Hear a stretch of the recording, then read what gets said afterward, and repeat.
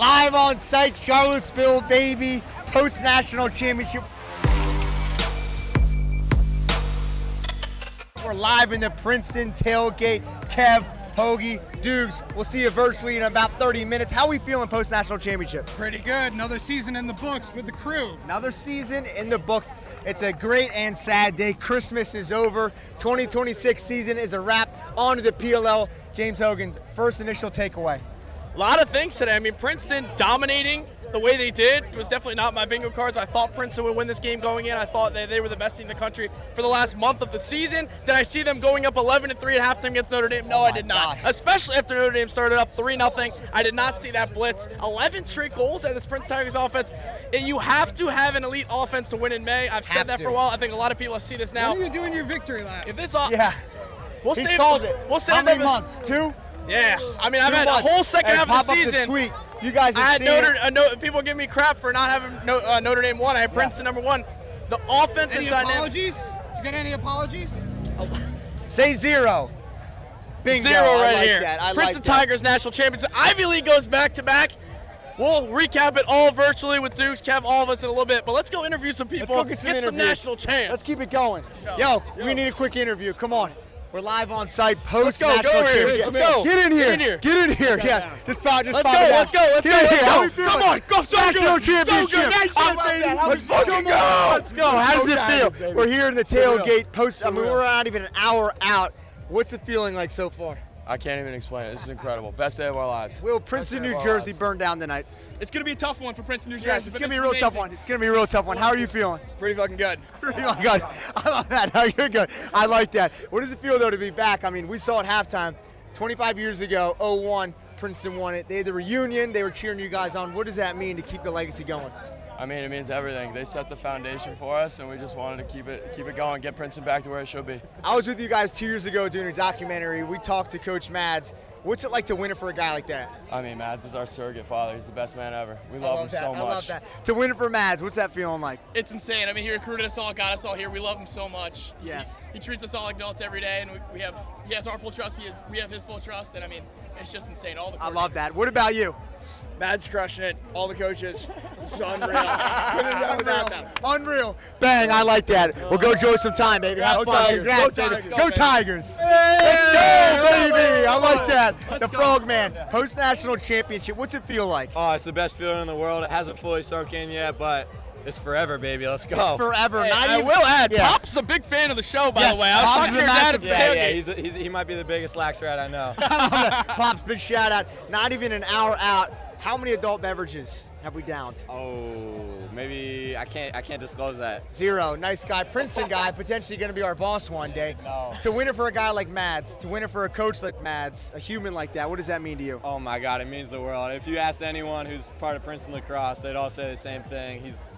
He's like the greatest guy ever. He loves all of us, and so yeah, it feels unreal. Feels unreal. I think we got to go over to the champagne station over there. The They got the champagne goggles station. on. Let's Look get at over this. here. Look at this. The champagne's flowing back The here. champagne is flowing here live National in champions. Charlottesville. In Charlottesville. We got some national champions. Can we, It's can the we champagne can we get a station deep dive back real here. quick? We got the champagne It's the station champagne right there. station right here. National championship. How we feeling? It's flowing Not even back an hour here. out. Feeling pretty good right now. I feel great, man. feel great. Never better. Will Princeton, New Jersey potentially burn down tonight? Oh, yeah, for sure. For sure. Yes. It's like 80% chance. 80% chance. The women's lacrosse team said we're going straight back to the Lax House to get it going. What's the night going to be like tonight for the Tigers? I mean, there might not be a lax house after we're done, so. Yes. All pluses, all pluses. What do we got behind us? Little champagne station? Oh, We're getting it going Mitch, we early. might have to break out the shot ski here on camera. Can we get it going on camera? It's all gone. It's literally all gone. Yeah, we have no more liquid left. That's what the Tigers do. Alumni out there. Let's go. I love it. Well, congrats again, fellas. Congrats. Get in here, baby. Get in here. All right, here we are, folks. We're live on site. Just a kid from out west. How does it feel to win it? Not even an hour out. Unbelievable. Best feeling in the whole world. You know, it's really the best.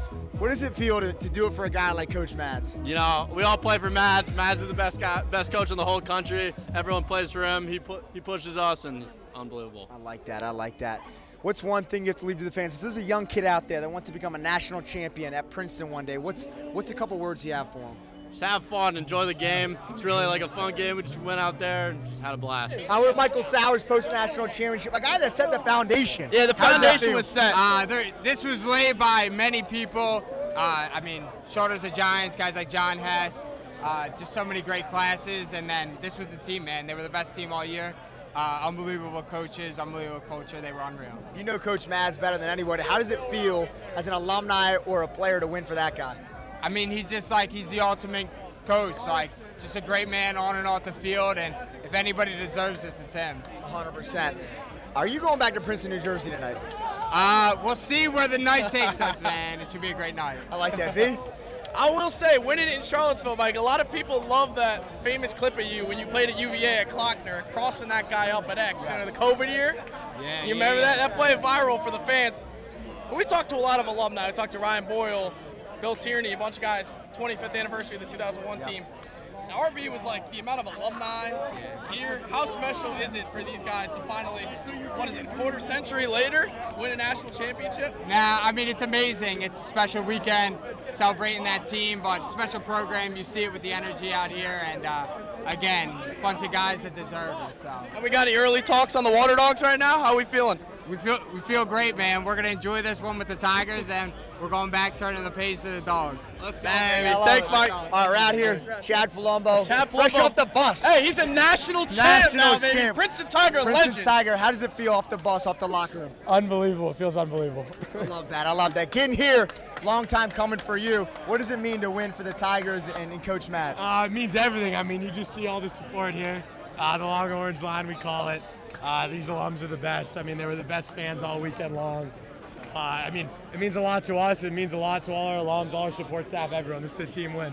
Definitely. We've been doing these shows post-Tailgate National Championships. We've never seen alumni like this. Oh, Princeton's come on. Tail. Oh, they're Princeton's wild. traveling. Shirtless and stuff. Come on. Shirtless, painting the chest. Who's one alumni you want to give a shout out to? Who's just a menace in the fans this weekend? I'll go. McKnight Pedersen's always a menace. Yes.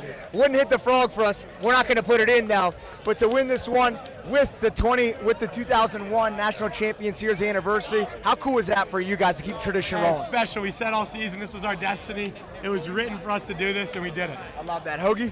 Hey, special atmosphere here. Obviously, everyone knows your story, Chad. Amazing player, amazing everything. I think my favorite moment from today, obviously, you had a great game. Notre Dame might have hit you a little late or whatever. Yes. Helmet pops off. You guys got all the momentum, and you're like, let's firing it freaking up. go. That's why I was like, the Tigers got it, baby. Tigers They got it. That's Appreciate awesome, man. it. Appreciate it. We'll have fun back in Princeton, New Yes, Jersey, sir. baby. Don't burn it down. National Have fun. champion. Thanks, Congrats. boys. Go Tigers! All right, Nate Kabir, fresh off Yeah, the Nate press, Kabir on, baby. yeah. How does it feel? It's amazing. Yeah, dream come true. Dream come true. I mean, for you, long way coming, Nova guy. Now you're here at the big stage. How does it feel to win in the city, to win in the state? In the state, yeah. I mean, it's awesome. Yeah, a lot of hard work to get here, but our team got it done.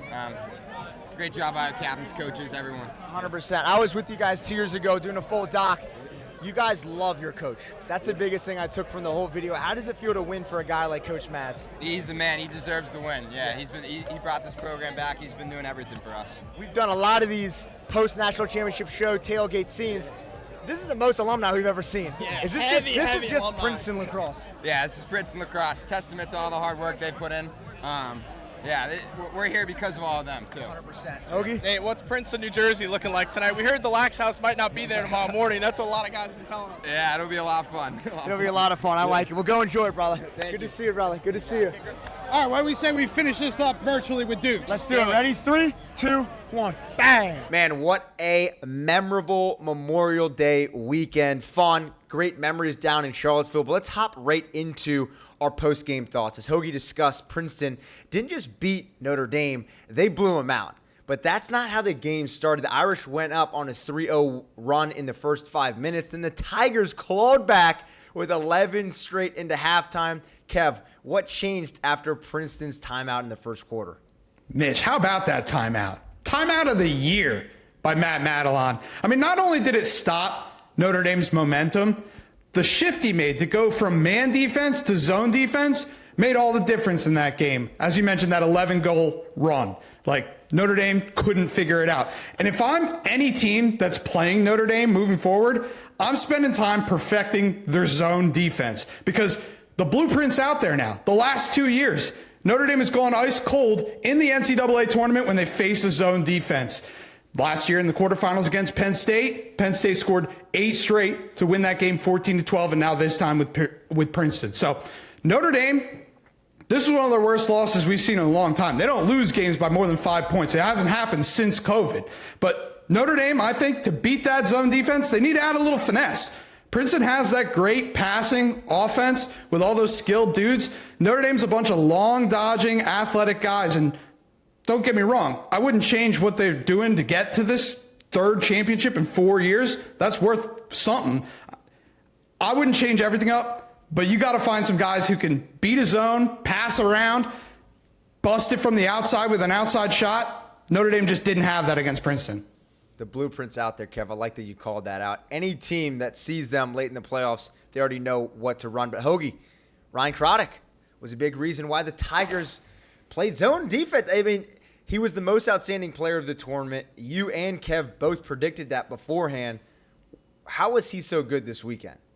Yeah, Craddock was absolutely sensational this weekend. I mean, he's been unbelievable all season long. I think earlier in the season when they played Syracuse and then North Carolina in those two games in 3 days, how unbelievable he was in those games. So he's been great all year long, but I think he played his best lacrosse this weekend on championship weekend on the game's biggest stage in the biggest moments. Semifinal against Duke, 20 saves, 74% in goal. Then in the national championship against Notre Dame, 13 saves, 59% in net. And look, you have to have an elite goalie to win a national championship. That's been proven in recent memory. Liam Entenmann, Logan McNaney, they also both won NCAA tournament most outstanding players when their teams respectively won national championships, right? So for as good as this Princeton offense is and how explosive and high-powered it was all season long, when I was picking Ryan Craddock for the most outstanding player, it was going to be, if Princeton was going to win the national championship, it was going to be because Ryan Craddock had to be sensational. You can't have a goalie not be elite, not be sensational, and win a national championship. If Princeton was going to do it, it was because the offense was elite, but also because Craddock came to play. He did, and that's why the Tigers are national champions for the first time since 2001. You know, I think we all on this show need to give Hoagie his flowers. I mean, called it Princeton 2 months ago. Let's clap it up. Give him his flowers. You deserve it, V. You know, I'll back you up. You know, I'll go on Twitter. I might say a tweet, back my guy. A lot of haters coming your way, but guess what? When you're at the top of the mountain, haters are coming. Congrats to you, Hoagie. Doogs, you look great in the beard. Let's get you in the mix. Chad Palumbo scored 4 big goals and an assist on Monday. What challenge does he present paired up with the Italian Nate Kabiri? Yeah, let me be the first also, just to go back to Hoagie really quick. Hoagie, you know what they say, if you can't get it on the first time, the 6th time's the charm. When it comes to picking teams. Bang. I'm just talking with you. Hoagie's been on the Princeton train for as long as anybody. I know he's been getting a lot of shit from Notre Dame fans. I was riding the Notre Dame train pretty much for the same amount of time that he was riding Princeton. It was a collision course. It was not the game that we were expecting. But, yeah, going back to your question about Chad Palumbo next to Nate Kabiri, I think that Nate Kabiri, it's obvious, is the perfect, most efficient player in the country. I think saying that he's the most efficient player in the country and the most efficient player, obviously, on Princeton is no surprise. But for me, the element that Palumbo brings emotionally and as an alpha player to that locker room, I think, is critical and the reason they won. When you're Notre Dame and you're making that matchup for Sean Light, right? You have to take away one of those players. Do you take away Nate Kabiri or do you take away Chad Palumbo? My opinion is they should have taken away Chad Palumbo. Because if Nate Kabiri goes 3-1, 3 goals, 1 assist, or 3-2, yeah, he's going to get his. One of them was going to get it. But I think just emotionally what Palumbo gets, it's like it revs the whole team up. Everyone feeds off him. It gets all the middies going. It gets all the underclassmen going. He's the heart and soul of the team for a reason. And if I was Notre Dame, I would have rather shut off Palumbo than shut off Kabiri. That's my two cents on it. We talked about it with Chad in the parking lot post-game when his helmet came off and he just picked it up. He didn't even put it on. Yeah. Just went over to the sideline and got the crowd going. And you're totally right with that, Doogs. If Chad was a finalist, would you give him the Tewaaraton Award? You know what? I'm big on storylines. I think recency bias plays a lot into these awards. I'd probably say, yeah. And we've been talking all year long about the team of destiny feel, right? And it always was the Chad Palumbo story and beating cancer coming in. They talked about it on the broadcast, gaining weight while going through chemotherapy, preparing for college lacrosse, goldfish mentality, Segway, finance, Chad Palumbo. Pipeline. And I think that the storyline was, and I probably would have fallen for the bait a little bit. Now, I know that if I had a vote at this point, I'd want to give it to Palumbo. I think Joey, my brain's telling me Joey wins it, though. Kev, what do you think? Look, it'll be Joey. I think he deserves it, but usually being the best player on the best team is enough to win you the award. Nate Kabiri is that. I can't disagree with Doogs in terms of the juice and the emotion that Chad Palumbo leads with, but Nate Kabiri is the best player on this team, and all you have to do is look at the matchups. He always gets the number one poll, save for that semifinal game against Duke where they decided to put Charlie Johnson on Chad Palumbo. And what happened in that game? Nate Kabiri got his. He went off. And I just think when you look at the full season, Nate Kabiri had more points, was a more efficient player, and was going against the number one poll. If he was going against the number two poll all season, what do you think the statistical disparity would be between him and Palumbo? It would be pretty much wider than it already is. So, look, nothing against Chad Palumbo. I agree with the storyline. I think it was the emotional leader. But Nate Kabiri, let's not forget, this is a guy who came into college as a number 3 recruit in the nation, up there with Owen Duffy and McCabe Millen. And there was a conversation of, is he better than both of them? Is he the underrated, the dark horse? Well, he's gone further. He's produced. He had the exact same number of points, 87 points on the season as Joey Spallina this year. By the way, Joey, great year, but that's his lowest point total since his freshman year. And Nate Kabiri, to me, day one starter since his first day at Princeton, has now taken them to the mountaintop in his junior year, still has another year. So I'm a big Nate Kabiri fan, made me a huge fan down the stretch, and also doesn't turn the ball over. That became the big stat down the stretch. Dukes? Talk about I would also just like, before closing a loop kind of on this national championship game and kind of diving deep, I think Kev's point about Notre Dame fixing things is true, and I disagree. Because if you look at when they won the national championship, they did have zone beaters. They had Dobson, who could strike it from deep. You've had Sergio Perkovics in the fast. So it's not really their identity. I think that this makeup was true. Like, I know Ryan Flanagan, when you can pull up that tweet right now, is getting clowned on. But Notre Dame, when they were matching up man-to-man, like, those D middies really could not hang with Matt Jeffrey, even when they're trying to attack the zone.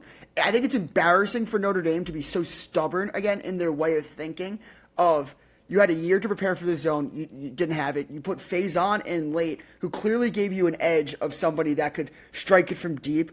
And I do think, again, just going back to the Palumbo point, like, Palumbo was emotionally getting everyone jacked up in that game.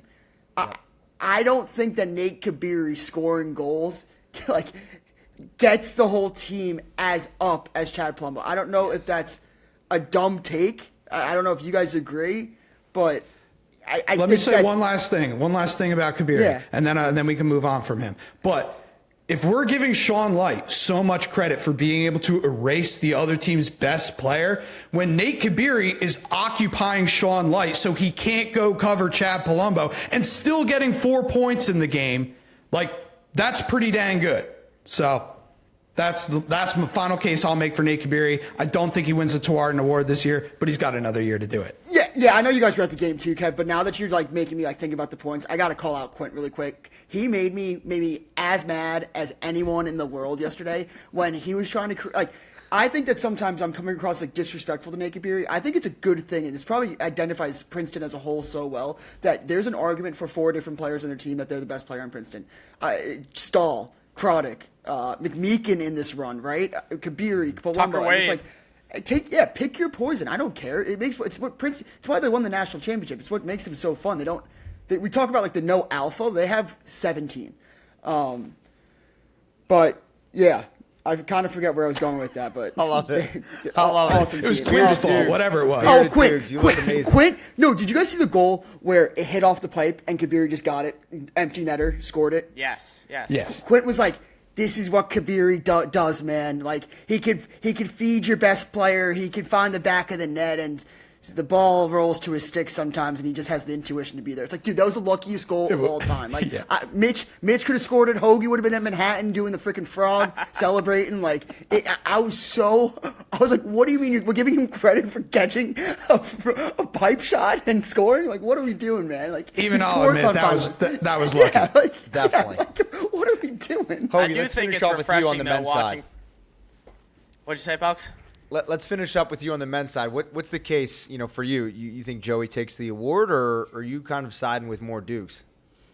Yeah, I think Joey will end up winning the Tewaaraton on Thursday. I think it's obviously between him and Nate Kabiri now. Everyone else is out. Sean Light's out for South. Duffy's out. I think Kabiri obviously has the national championship. Kev mentioned he's the best player on the national championship team. Him and Joey both have 87 points, tied equally. But Joey kind of has that story that we talk about a little bit with Palumbo and kind of that career legacy factor. Yep. Bringing Syracuse back to the front of the sport. I mean, I know he didn't get the national championship that him and that senior class wanted, but first time since 2008, 2009, they went to back-to-back championship weekends, got them back to championship weekend for the first time since 2013 last year.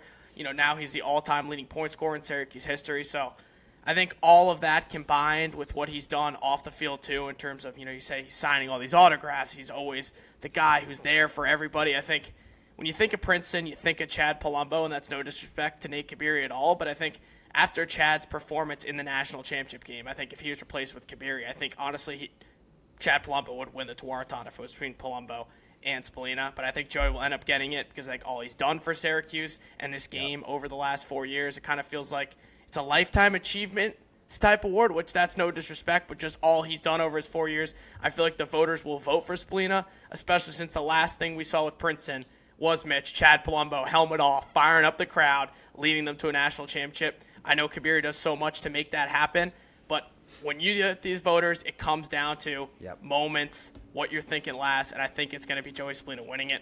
And then going off of that too, Mitch, talking about Princeton, I want to get this one point before we move on. It was refreshing to see Princeton win a national championship in this current era. No NIL money, no transfer portals, no fifth years. Like a team winning it how it was supposed to be in a day and age in college athletics, not just in lacrosse, but in all sports where portal in, how much can I get in the portal, how much money, how many transfers can we bring in. It's kind of refreshing to see a team like Princeton building with this core year after year and finally getting it done and winning a national title.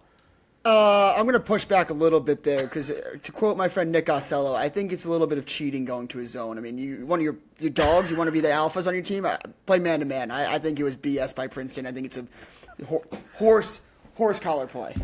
Well, Ocello, I feel like Ocello likes to call it Ohio State being fake tough guys and stuff. If Notre Dame's this tough guy, you got to be able to handle his zone. You couldn't handle it last year. You can't handle it again. Truth and you love. want to be the best, you got to be able to handle everything.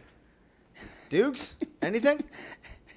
Point the thumb. I was wrong. I love it. Let's flip to the women's side a little bit. It looks like obviously a two-horse race between Madison Taylor and Chloe Humphrey. Chloe led the country this year in points and goals, but Taylor obviously beat her in the national championship on Sunday. Kev, who do you think takes the cake here? Hey, I think Madison Taylor took the Tewaaraton Award trophy right out of Chloe's hands in the national championship.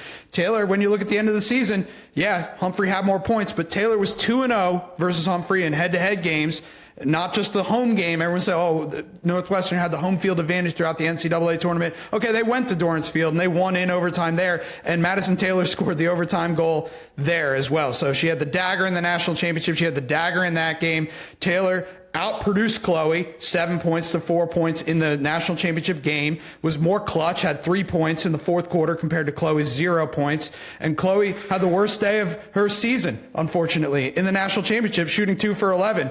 Chloe failed to break Madison Taylor's points record, 109. She tied it. I think if she breaks that record, her case gets a lot stronger even with a loss.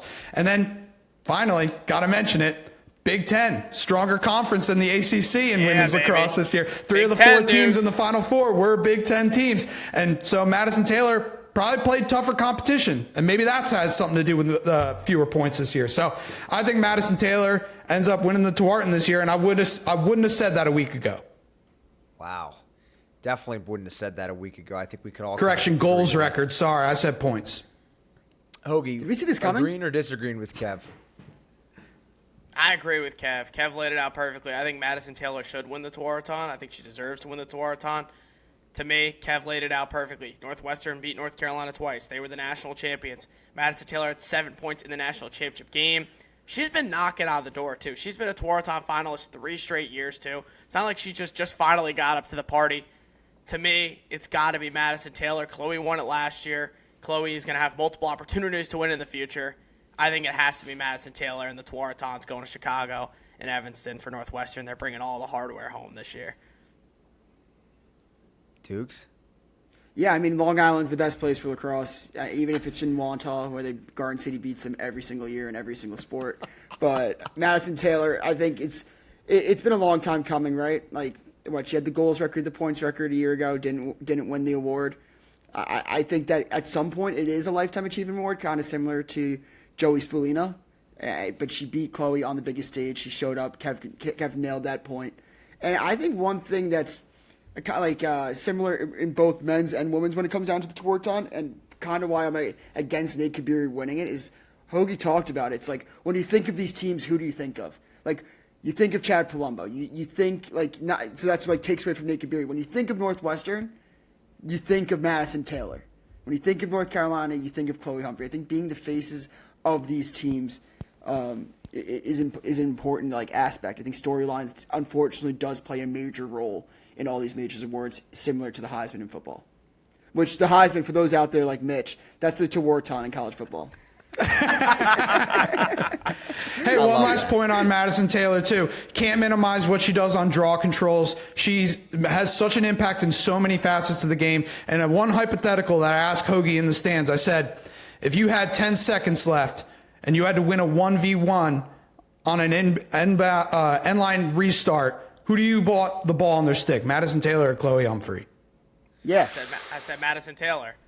Totally. I don't think so. I don't think. You know what? I think that you're doing this little name game because Chloe Humphrey's more of like Madison Taylor's skill set is more for the one-on-one game. Yeah, I think Chloe's it is like a more off-ball, cutting, finding creases, finishing inside. Yeah, UNC. They're a tremendous machine. Yes, and she's the conductor of it. Yes, and I don't want to go off tangent, but I got a interview with the Syracuse reporter last week, and he asked me a question, which I was like, he definitely listens to this podcast. So if you're listening, DM me if I'm right about this. He was like, 10 seconds to go in UNC Syracuse. Like, this is before the quarterfinals. He's like, who would you rather have the last shot, Owen Duffy or Joey Spolina? And I was like, well, like, this is a trap, because, like, I do think that in this scenario, who would you guys rather have? I would pick Owen Duffy, and I would have no problem saying that. It's Owen Duffy because I was like, it's just the one-on-one You're saying speed. healthy Owen Duffy, obviously, right? Right. Yeah. I said the explosion, the speed, but I was like, if Joey's listening to this podcast and he hears me say this, I'll take Joey because I know he's going to do it with a chip on his shoulder to try to prove someone wrong. True. I don't know. Yeah. I would probably pick Joey. Yeah, because exactly. Yeah, no, dude. Because I don't know. We're trying to do a documentary. If you put a bolt to anybody's head and you're like, I just think Joey scores the ball. Like, that's what I just think. I don't care like what he does. He just puts the ball in the back of the net. We'll move on really quickly. My only last sentence on this will be like, it's like in basketball. There's really good one-on-one basketball players, and there's really good team basketball players. Yeah. And I think Joey's a better like team lacrosse player than being like, go win your matchup. 10 seconds left, game on the line. Right. Yeah. Like you got to win the first step, Dukes. You can't. Joey's thing is like body positioning, which like sometimes you can't really get the best angle or shot in 10 seconds. Even that goal against North Carolina that clinched it, he needed 20 seconds. So it's no like shot. But yeah, it's healthy debate. Healthy debate. I love it. Well, let's talk a little D3 and D2 ball. On the D3 side, Tufts won their third straight national championship. Jack Regneri, a draft pick by the Boston Cannons, scored 5 points in the win over RIT. Shout out TJ Hendricks. Kev, do you think Regneri has a legit potential to crack the Cannons lineup? On the Cannons? Yeah, absolutely. Asher Nolting's on the thinnest ice possible, and Brian Kelly came in last week in his stead, had 5 points, looked like Mikey Powell out there. And so That's an undrafted guy from St. John's. And if you're asking the D3 pod boys, they're telling you Tufts is beating St. John's. Look, Cross Ferrara did it a couple years ago, made the leap from D3 to the PLL and looked great. Rigneri's even better. Rigneri's a back-to-back D3 player of the year, 385 career points, 3-time national champion, balanced, crafty, two-handed attackman. Look, this Cannons offense has been waiting for someone to take a hold of it for the past year. I think Rigneri is the kind of guy who can come in. He's got that electricity and he's got the ability. He can fit in really nice in between Coulter Mackesy, who currently leads the league in points, and the old wily vet, Marcus Holman. Plus those pieces they got in the midfield, Mikey Weishar, Matt Campbell. I don't know, maybe the Cannons might be on the up and up. Doogs, let's get you involved here. Thoughts on Tufts going 3 for 3 here in 3-peat? Yeah, dude, I saw Connor Eck, and I know this is a nauseating argument at this point, but to talk about Tufts and Rigneri, I think that he's one of the best players in the country throughout all divisions, so let me get that straight. But if Princeton and Tufts were playing in a game Televised tomorrow, murder.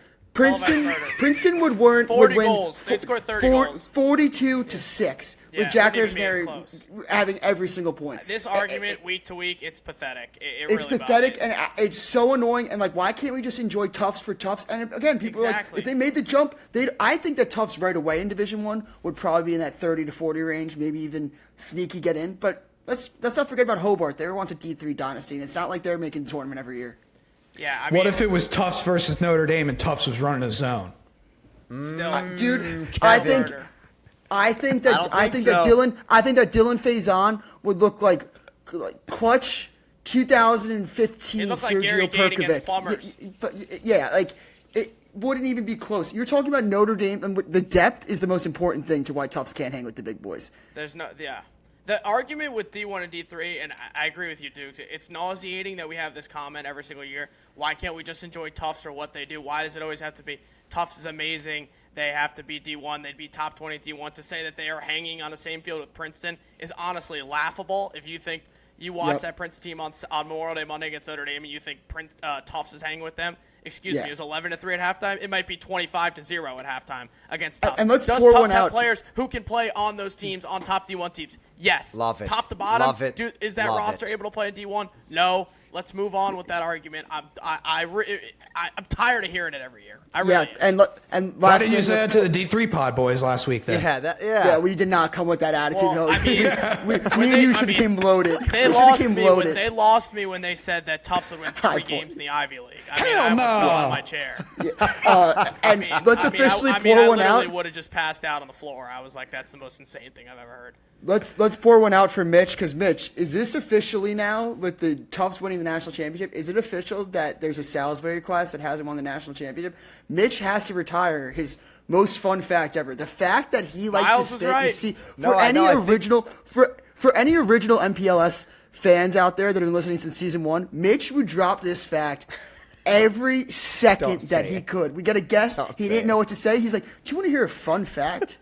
Salisbury is that? And then I'm like, "This is my first time podcasting with him." I realized to do some background research for us. This was the last senior class. They won in 2023. So if they don't win, so the class next year's a big year, right? Yeah, next year's a massive year. Yeah, massive Mitch, year. you gotta go to, Salisbury's every game. had it for the past 3 years. Hasn't been remotely healthy. They need to see a doctor. They need to get fixed. I do want to say the D2, D3 stuff. When we had the D3 boys on last week, they say D2 is not real. D2's had the best game at championship weekend back-to-back years, 2 years in a row. Wow. Absolute cinema. Back-to-back. Cinema. I mean, obviously, we want to don't put the horse before the race or the race before the horse, wherever the quote is. Another draft pick by the name of Kyle Lewis obviously played in the D2 championship. Marco Lombardi's boys won it last year. Shout out Kyle Lewis, but John Gruden's Tampa Spartans got their revenge in OT. Shout out Big Desi. Doogs, do we believe the John Gruden effect is real?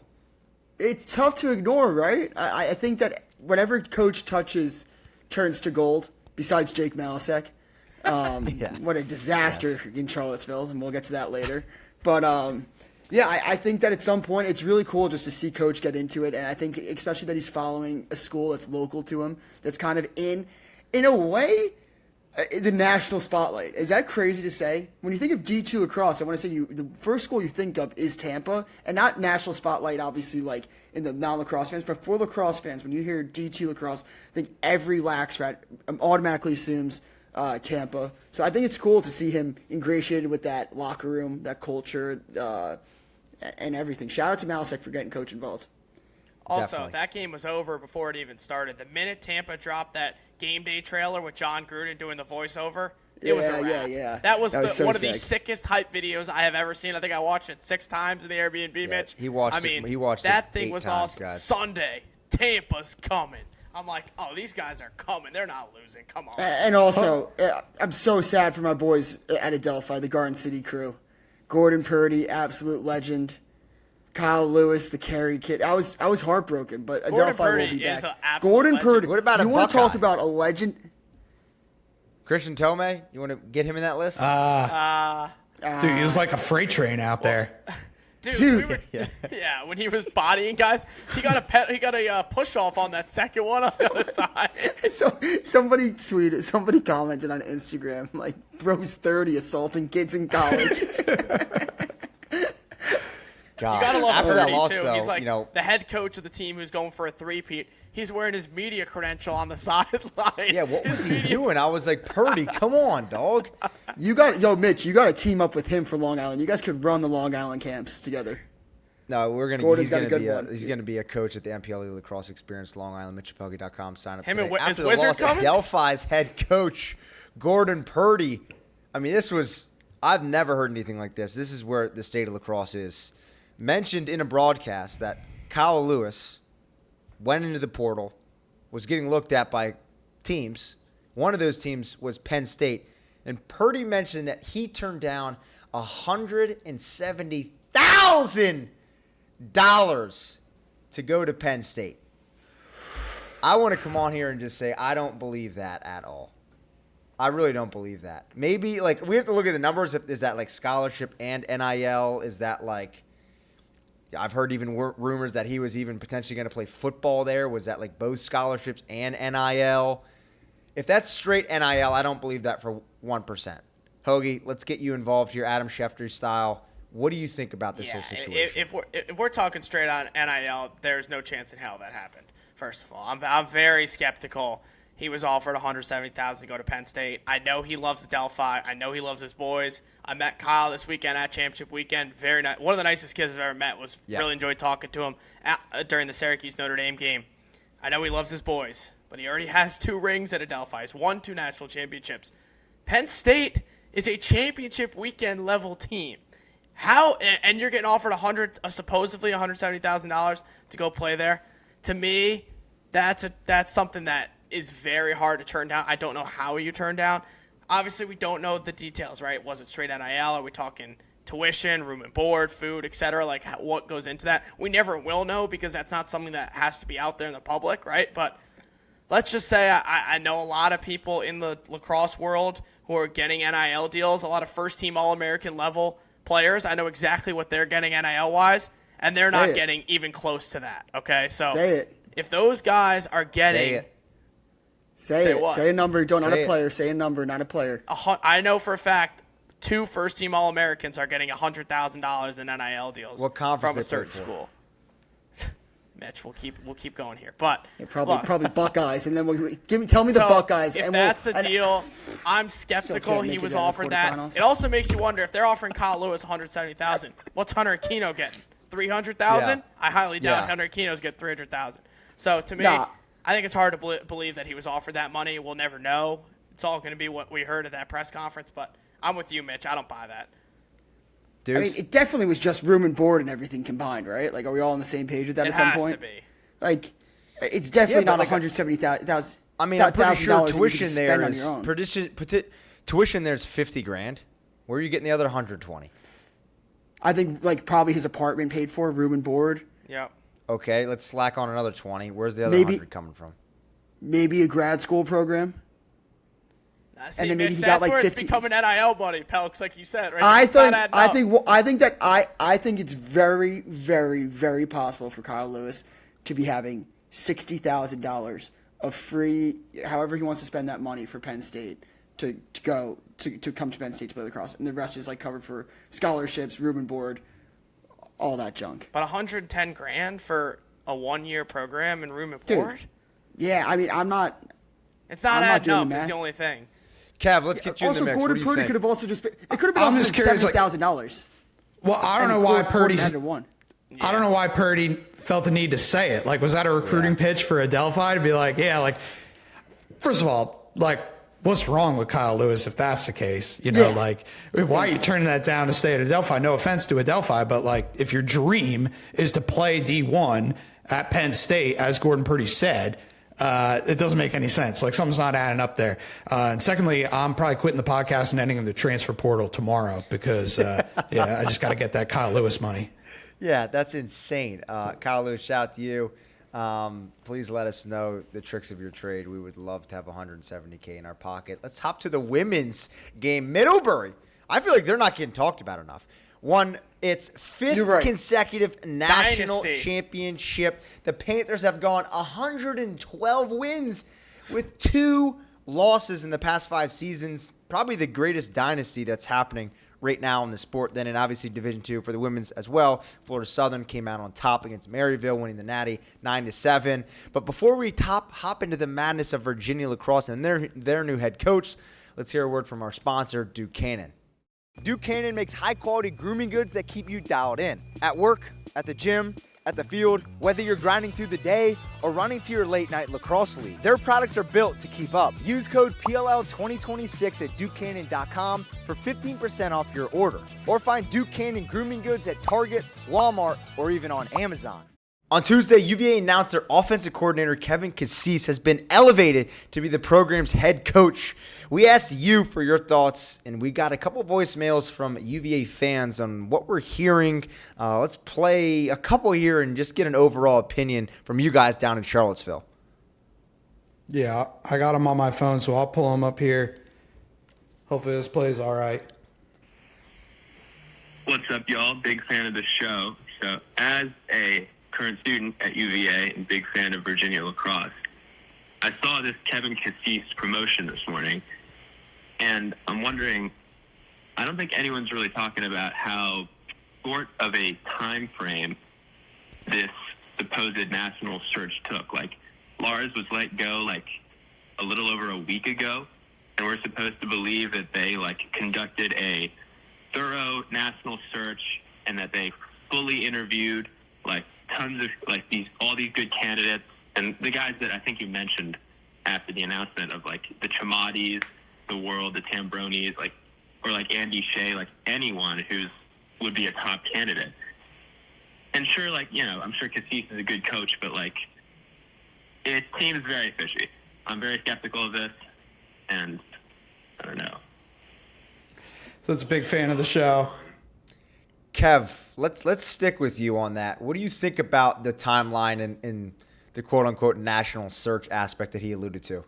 Well, I do agree, yeah. The last line of the 3-sentence press release they put out after the Lars Tiffany departure was a national search will begin immediately. And what are the chances? They found the guy right under their nose, Kevin Cuse. He was there all along. Didn't even need the national search. Could have just kept it in Charlottesville. So, yeah, no, it does feel like this was kind of all planned all along. I'm curious what the other guys think. They were way more heated and passionate on this topic. So, Doogs, Hoagie, I'd love for you to weigh in. Hoags, you want to go first? Or do you... I mean, this is just the biggest mistake I've ever seen. I mean, this is just honestly, it's embarrassing for a program of Virginia's level to have what happened happen to them. To be honest, it really is. From the top down, from the athletic department, from the AD down to whatever happened with the team. I mean, this is no disrespect to Kevin Cuse. He's probably a great guy, great offensive coordinator. He's an average coach at best at Lehigh. He wasn't running through the Patriot League at Lehigh. He's been the offensive coordinator at UVA for 3 years now. The UVA team has probably had their worst 3 years under Lars Tiffany with him as the offensive coordinator the last 3 years. Good. So, to me, to get rid of Lars Tiffany, who's a top 5 coach in college lacrosse, outside of John Tillman and Kevin Corrigan, you could say he's done it just as much, if not as much as them, as anyone in the country. So a coach of Lars Tiffany's status has not been available at this junction. Someone is going to get really lucky hiring Lars, and now we're going to benefit from this. But, look, we were in Charlottesville, boots on the ground this weekend. There's a lot of stuff swirling around. I got to talk to a lot of people, hear a lot of things. The commitment Easy. level from the AD and the athletic department is very worrisome if you're Virginia. They're cheaping out. They don't want to spend on NIL. They don't want to spend fully on facilities. They don't want to fully invest into the lacrosse program. And this is a blue blood program. To me, making a mistake, getting rid of Lars, hiring Kevin Cuse, and then tweeting, "We got our guy. He's here to stay," as if this guy is just, some Hall of Fame coach that they're bringing in. Look, time will tell. This is a massive risk by UVA doing this. To me, it's going to put them back to the bottom of the ACC like they were at the end of the Stargy era. I don't see this ending well. I don't see Cuse lasting longer than 5 years, in my opinion. He may do well next year because of Brendan Millen and McCabe Millen and all the talent they have, and I don't want that to overshadow, wow, Cuse came in and did this amazing job when this whole team was there next year. Doogs, you were number one buyer of stock in UVA in 2027 because of what they have coming back, right? So, look, Kevin Cuse, great guy. Maybe he is a great coach. Time will tell. Maybe I'm wrong. But to me, to get rid of Lars, to hire a guy who's average at best for what he's done at Lehigh has proved nothing that he deserves this type of job at Virginia, I think is quite embarrassing as a program like Virginia for how the whole situation turned out. It was a total mess, top to bottom, from internally, from staff, from AD. Total disaster. Dukes. What do we got? Yeah. I think that any time you can hire a coach that has a winning percentage of .567 in the Patriot League and has 3 NCAA tournament appearances with 0 wins, I think for one of the greatest coaches of this generation, I think get rid of Dukes. Lars only had 2 natties, by the way. And 4 Final Fours, which, by the way, Kevin Cuse has never been to one as a coach. So it's just – it is. I mean, Hoagie kind of nailed it. It's a complete embarrassment. I think that if you're following me on Twitter, you've seen my video – you know the way that I feel about this situation. I think it was a coup. I think that Kevin Cuse, it's no accident he's the head coach. I know that for a fact not a fact. I'll say I heard a rumor that there was a dinner for the alumni on Saturday in the Final Four, and the 3 coaches that were there were Dom Starja, Lars Tiffany, and Kevin Cuse was there. And I don't think that Kevin Cuse was under or Lars Tiffany was under the assumption yet that this was really happening right underneath his nose. We don't need to talk about the firing anymore. We just have to talk about the future. But the whole thing's very suspect to me. I've talked to a bunch of alumni. I've done a lot of internal investigations. I've talked to a lot of people close to the program. I got a quote last week from a former player for Lars Tiffany that said, "Who do you want as the next coach?" And he said, "Anyone but Cuse," anonymous lacrosse player.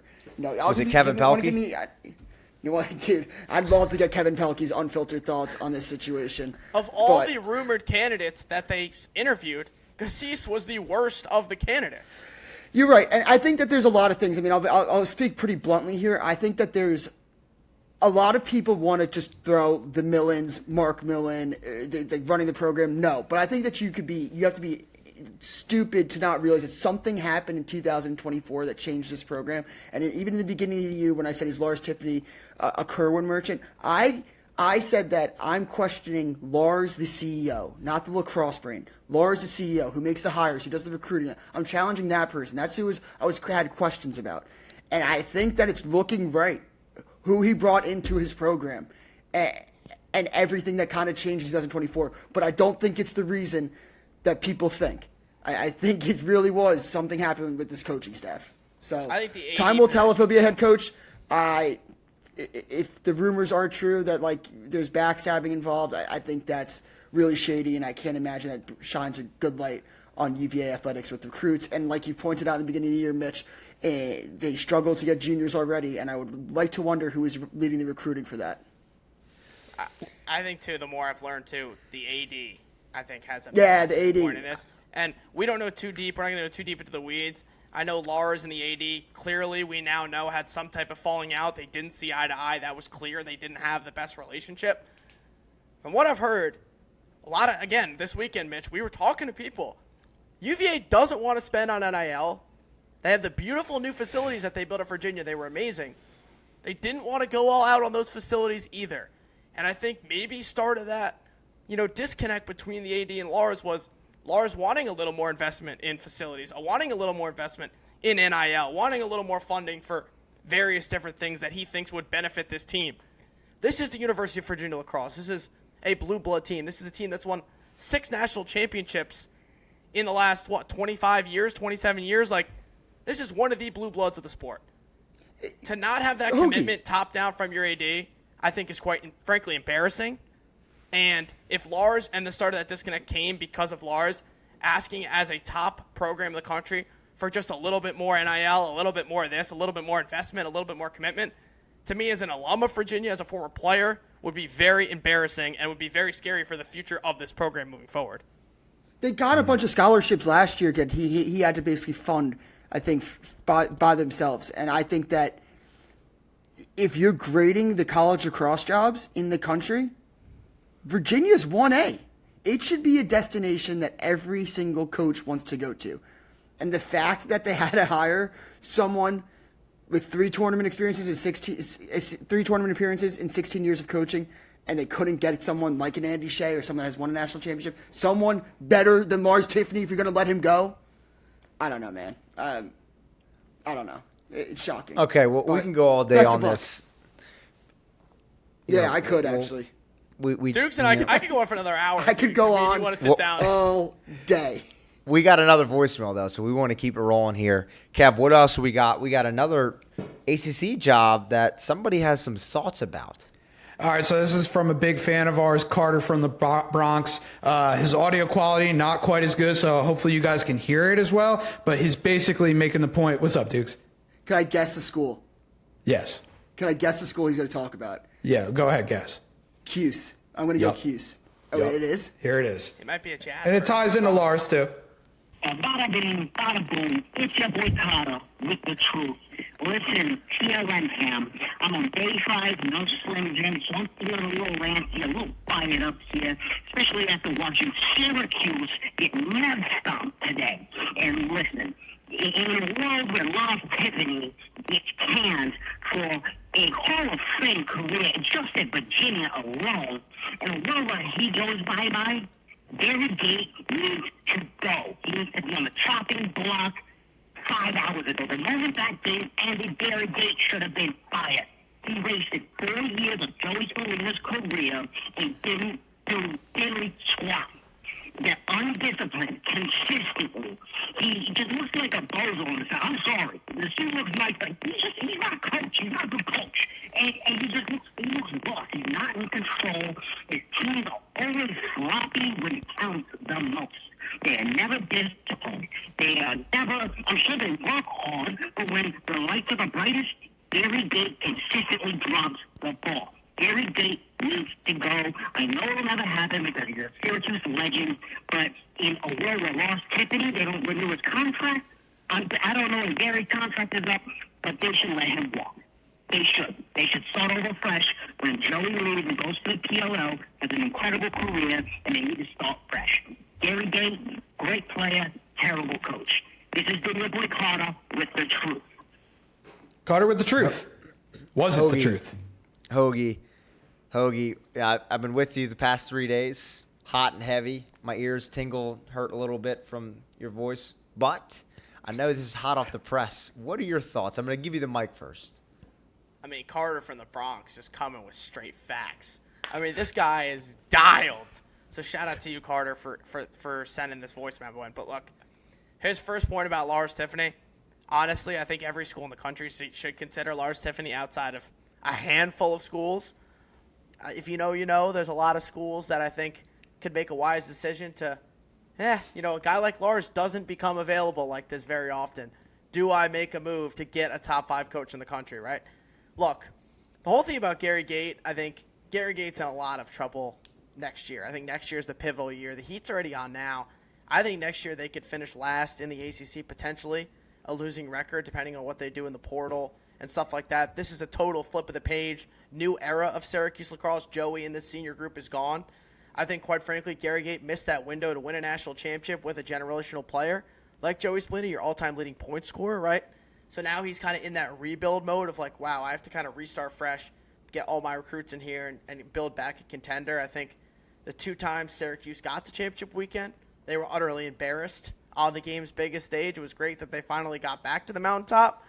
But to just get blown out back-to-back years in championship weekend is a tough pill to swallow if you're a Syracuse fan. I think this could get completely messy as a Syracuse program with Gary Gate because how do you fire the coach who's the best player in your program's history, maybe the best player in college lacrosse history, right? Like, it's a little harder to get rid of a guy who means so much to that school, creates a little bad blood. But, I think if they don't win, consistently, or at least be towards top of the ACC, top of the country in the next 2 years, I think he's gone.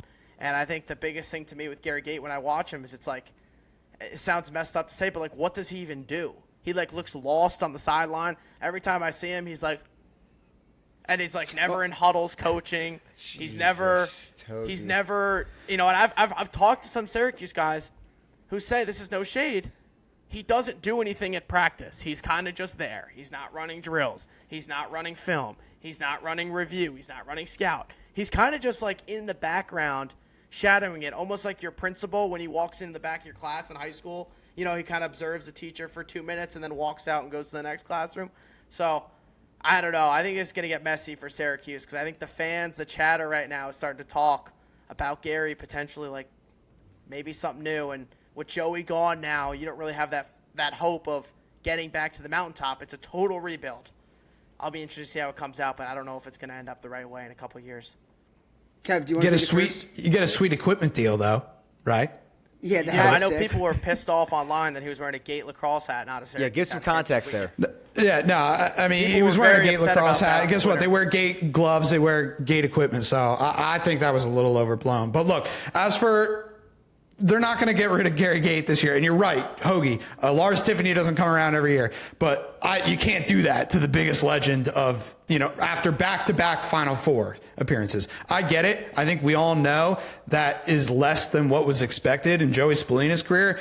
I don't know if I go so far as to say what Carter from the Bronx said, that he wasted Joey Spallina's whole career. But I will say next year will be a defining year. And ironically, Virginia may end up running a little cover for them. The bar is kind of low. But to me, as long as they're not the dead last team in the ACC, like if Virginia, with all this mess they got going around, is better than Syracuse next year, then yeah, you got a problem. Gary Gate's probably not the guy for the future. But if they could be better than Virginia, top 4 team, make the ACC tournament, they could still make the NCAA tournament and be considerably worse than they were this last 2 years. And I don't know if that's a fireable offense for Gary Gate. I've been the Cuse hater. It's no denying that. I really just, at the end of the day, didn't think that the talent was there for Syracuse. Like, Joey's great, but overall as a team, I just never saw the full piece with them. Like, comparative to even Notre Dame, Princeton, just this upper echelon of, like, teams that were really competing for the national championship at the end of the day. They never really, away from the Carrier Dome, beat a team that, in my opinion, was elite. I know they beat UNC at Hofstra, but that was also with Owen Duffy with, like, no hamstring. When it comes to Gary Gate, I disagree to an extent with Hoags. I think that Hoags, you sometimes, like with coaches, you can have a laissez-faire mentality, and it is about being the CEO, like I've talked about with Lars. And I do think that the assistant coaches he has in place are pretty darn good. I think O'Derna is one of the best defensive coordinators in the country. Might be the new Fairfield head coach. Right, but the fact, if that's true, drop the bomb now, Hoags. But O'Derna, like, even not being able to go to the zone against Notre Dame, I'm like, what's up with that? Like, the undisciplinedness, it's been uncharacteristic for a team that's a senior group chasing something bigger than themselves, chasing a national championship, chasing glory. And with all that said, I actually think I'm to the point where Gary Gate's underrated. Oh my God! Because explain. So I actually don't. When I know pretty much the greater scope of, like, because I follow other sports like basketball and football, and at Syracuse, basketball is king. Like, I know that for lacrosse, lacrosse is such a big deal at Syracuse, but even in NIL and funding, Syracuse is behind in basketball. It's behind in football, and I've heard in lacrosse it's behind with scholarships compared to other ACC schools. So, like, yeah, there's going to be more 5-stars on Notre Dame, on Virginia. Like, Syracuse, I would not be surprised that if scholarship-wise, they were dead last in the ACC. And I think that we've had high expectations for this group because Joey kind of came in at the beginning of the NIL when it was a kind of uncertainty, and they had this number 1 class, and they were supposed to be destiny. But overall, I don't think that Cuse is built to have this exorbitant amount of talent on the field, like, depth-wise. So I actually think that we're going to see, and I think next year is going to be a huge challenge, but I think in general, Syracuse just might be more challenging to get a lot and, again, depth of recruits than it might have been thought in the past. So that's kind of my take on it. I think you have to look, too, about what they look like without Joey Spallina because, let's be real, it's the first couple of years of Gary Gates' tenure before Joey Spallina got there. They were 4-11, losing records. Joey came in, totally turned that thing around. What do they look like now post-Joey? Because if you look at Joey, Syracuse before Joey with Gary Gate, very bad. Year. But even the year before that, they were 8-7. They didn't make the tournament. They didn't make the tournament until Joey got there. Yeah. Didn't they have 1 year with Gate, and then Joey came on, and they were like... Yes. Right. Gate got there 1 year before Joey. Was that when they lost? So that was the Jake Piscino lose to Albany in the rain year. Yeah. So it was the 4-11 year was his first year before Joey got there. Okay. Yeah. So 4-11 before Joey gets there. Joey gets there now. If they live under 500 next year, we have to have that question of the 2 years he's under 500, Joey Spallina wasn't there. Yeah, I think, but anytime you lose someone like Joey Spallina and like this, again, this senior class, it's so heavy. I'm not going to really judge based off next year. It will be the year after that where I'm like, all right, all eyes on you, dude. Like, you got the grace with 2 Final Fours, being a legend. After the 2 years. I know Syracuse fans, if they finish last in the EC next year, are going to be very loud. I agree, Doogs. I think you need to give 2 years to really evaluate it. I agree with that. I want to ask you guys this, because I don't know and I don't care to an extent about it. Do you think, but I see a lot of chatter about it, and you talk about it a lot, Hogs, so you kind of opened my eyes to it. Do you think the scholarships matter? Like the point that I made, if I told you that they had the least amount of scholarships in the ACC, do you think that that's a valid point for being like, maybe he is overexceeding expectations if you have 22 scholarships and UNC has 30? I mean, I would believe it when you just look at the classes that have come in behind Spallina. Yeah, they haven't been loaded with talent. They're not raking in 5 stars the same way a UNC does. I mean, right, but, exactly. But I also think Syracuse is the most historic program. Obviously, the dome and everything going for them, but to me, they're the least attractive school in the ACC in terms of academics, in terms of all that. A kid wants to go to Notre Dame, North Carolina, Duke. Those are significantly better academic schools than Syracuse, so that does pull some weight. I'll tell you what I'll tell you what I'd do if I was Syracuse. I was Gary Gate. I'd pull a Duke schedule next year. I don't know if they can do that at this point, but yeah, that's what I would do. That's a great tactic. Save face, and I think that some people would say that they've already tried that. Yeah, but I think they were building it this year. Like they have done that in the past when they were young and they were building. And then this year they kind of wanted to have that backup in case things don't go right in the ACC. They wanted to have those big wins early in the year. Now it's like you probably just want to stack wins where you're going to get them because you don't know what the team's going to really look like next year. I'm very interested because I think Hogs, this is my last point with just Syracuse as a whole with the program. But if Moderna leaves, that feels like someone that's leaving a burning ship. Someone that does not trust the future of the program and someone that thought the best chance of winning there was with Spallina in this core. So, yeah, I'm interested now to see if Moderna does leave. Yeah. Kev, last point? I would just say I wouldn't really hold that against Moderna if he's going for a head coaching position. Hoagie, the way you kind of described that vacancy, because you broke the news, right, that the position was even open or opening up. They're trying to level up, are they not? Fairfield? Yeah, they're trying to level up. I think from the people I talked to before I broke that news when I got that story was Fairfield expects to be almost what Towson is. They expect to be competing for championships and making the NCAA tournament. They're a school that people on the East Coast want to go to. Very beautiful campus. One of the most underrated facilities in D1. We've been there with the PLL. Beautiful stadium, Rafferty Stadium. They're a program. I know they were America's team a year ago, and they had that great, really special year. But other than that, they've been irrelevant in college lacrosse for as far as I can remember. And that's a program, to me, given the resources they are, the facility. They got a little bit of money to spend on the beach, rich alumni, school kids want to go to in Connecticut, hotbed area. That should be a team that's competing to make the NCAA tournament every single year. That was their goal with getting rid of Coach Baxter. Yes. We'll see if Coach Derner or someone can bring it in. I thought Fairfield in high school was going to be sick. So many kids around my age went there. They want to go there too, Dukes, from the East Coast. Right. Have you seen their lax house? house? They got the SantaCon. Yeah, Have you seen their lax house? Yeah, I saw the video. Jesus. Yeah, the beach. Mitch, you agree they should be better, Pelks? Yes. With a house like that? Yeah, you think Moderna wants to freeze his butt off up in? He wants to live on the beach. What, and we'll see who gets that head coaching job. That is a very attractive head coaching job. These coaches are looking to be at a place for life. James Hogan, what Great about place a to candidate raise by a the name family in of- Fairfield, Connecticut. What Very about- good area. What about a guy by the name of Travis Crane? You think Travis he'd put Crane, his I've hat heard that he's ring? in the running as well.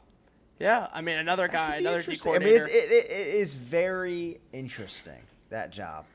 Very I think interesting. that if I was Fairfield, and I think O'Derner's great, I think Travis Crane's great. If I'm Fairfield and I want to make it a contender and I want to be like recruiting guys, I'm getting Andy Towers. I'm giving him a call. I He's like a local, that, dude. he's I a Connecticut freaking guy. love that. I love He's that. a Connecticut guy. I That's think it's a elite. no-brainer hire. I don't know if he'd want to do it, but I think it's a no-brainer. Wow, I I love like that. that. Let's end it off on that. I love that. The championship rematch we've all been waiting for is finally here. The New York Atlas will take on the Denver Outlaws this Saturday live on ABC at 1 p.m. Eastern. Both times these teams met last season, it was electric. An Outlaw overtime win in Denver and a New York championship just outside the Big Apple. Don't miss the action this Saturday live on ABC at 1 p.m. Eastern.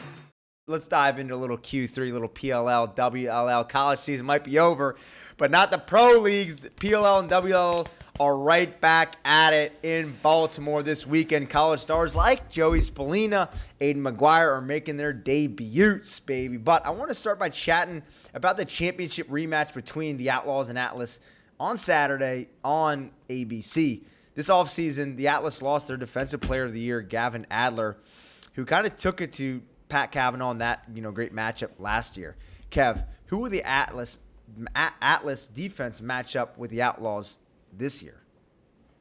Yeah, I'm not so worried about the Adler loss. I'm looking at the Outlaws offense and waiting for that unit to break through. They've yet to score more than 10 points in a game so far this year.